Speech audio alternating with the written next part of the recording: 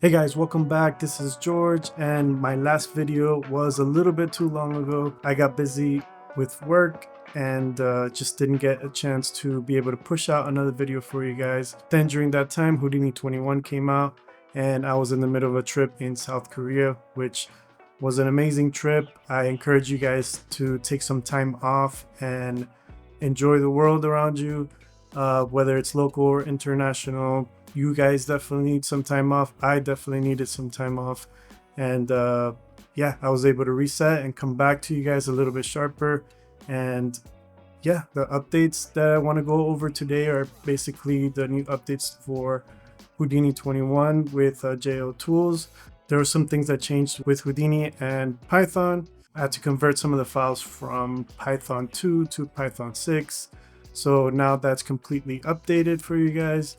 And I just also wanted to go over some of the updates for some of the tools that are quality of life kind of improvements. Some of them are speed improvements.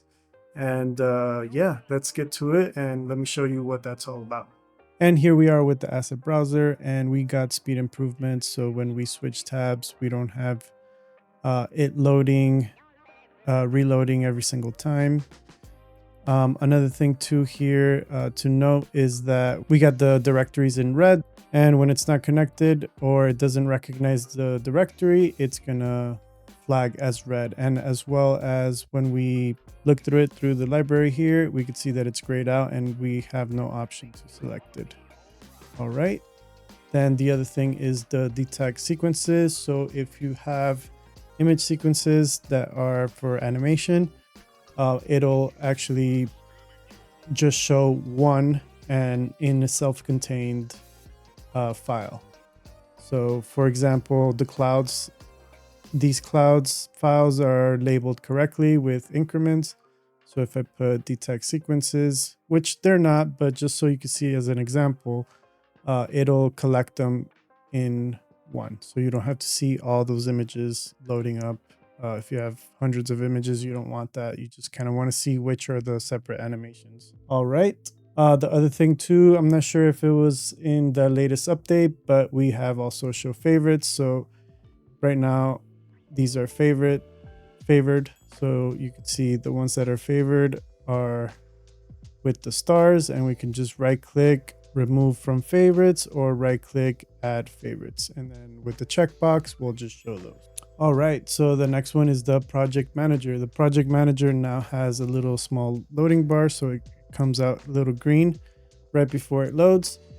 And the other thing too is when we double click, we can now see thumbnails. So if we have saved thumbnails for the files, we'll be able to see that. And we have the toggle on the bottom here where we can just toggle just to like a list view or the thumbnail view, which is much easier to kind of browse through projects. The next one is the Git downloader. So Git downloader, we can add our location and all that stuff. And now we have the file browser, which is pretty great because now in the file browser, we can go through the folders and see what's in there. And if we toggle the thumbnail view, same thing as the project manager, we can see those files. And if we click on it and press spacebar, we could see the file open up. And if we middle mouse click, we can move it and then just press spacebar again to close it. And if it's a text file and we press spacebar, we're able to see it and we're able to copy to clipboard as well. The next tool is the HIP file manager. All right, so this is where the current project that is opened, that's what we're going to be able to see. So if I go and open a project here, maybe car rig, discard and open. All right, and then we take a look at the HIP file manager and we could see that we see the file here. So if I put save thumbnail, now we can see that there's a thumbnail here. And I can just kind of move around and something like this, and then HIP version up, and then it'll save the file here, and we'll click refresh, and now we have that other file there. So this is just for the project that's currently opened. We'll see any files that are in that same directory. We can just go back and forth and check those out. And yeah, that's the update for that one. The next one is for the shortcuts. So if we go into shortcuts in here, before in the browser, when we had these HDAs that start with the two dots here, we had issues where it would not load properly. So now we can actually double click on it, and it'll actually load correctly, and it'll show the icon as well. That was a pretty quick one. The next one is the USD to Blender workflow tool. So now when we import our objects, we're going to be able to see them here. So let me open up a project real quick so we can see what that looks like. So let's go into maybe this one. All right, so $job is set kind of in this location. We don't necessarily want that. Let me see, set $job, and we can put $hip. That's where we'll set it. And now we can see all the different ones that are being saved there. So before we used to just have the file name here, but now we can see the size, the date modified, and the path of where that's being saved within that folder. And we can click on it here and sort by the date and all that good stuff. Same thing goes for the send to Blender. We can send any USD files from here as well. And let's see, I have one that's a Lambo here that I've exported, open in Blender, and there it is. All right, so that's how that works. The next tool here is for rendering. So it's the Karma multi-setup. So if we take a look at this here, we can, for example, let's delete these, right? And what we can do is add a null, and we could put cam view 1. This is just as an example because it's actually going to take the name from the null.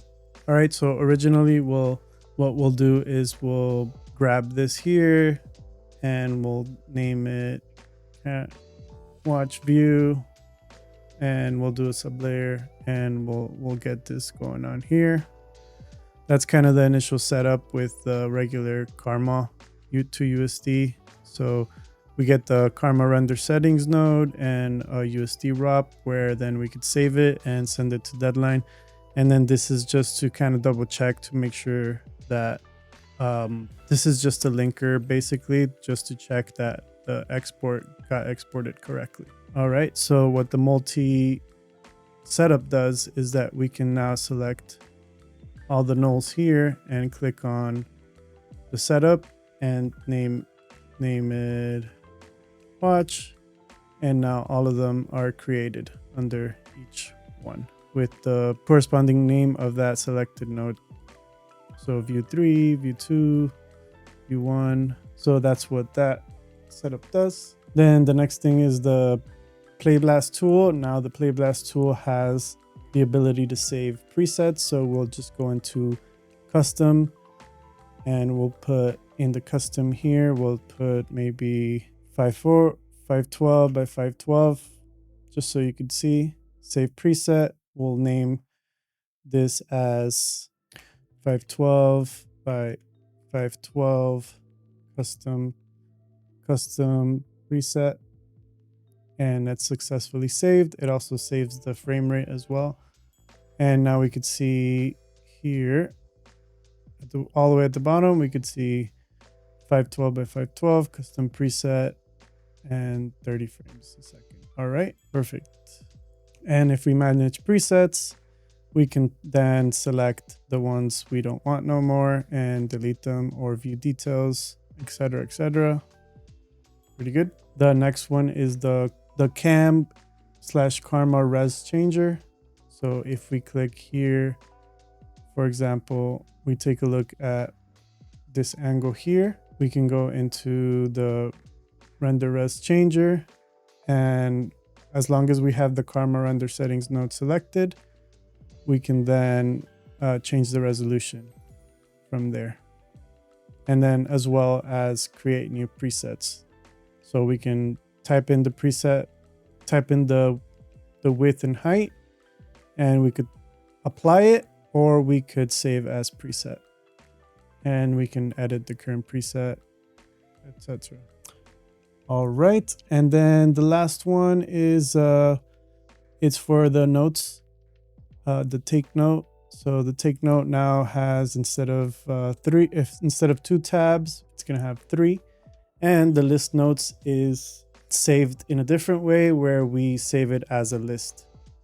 So if we want a new list, we can type in watch, and now we have watch here, and we could put make lighting better, press enter, then we put needs environment, enter, and we can click them on and it could show as like if they're finished, or we can check it and then clear completed, and that will erase those there. All right, and if you want to go into another project, you could just change it here and that will change automatically. All right, so I think that covers all the new updates for JL Tools. And once again, if you want to check it out, it's on Gumroad.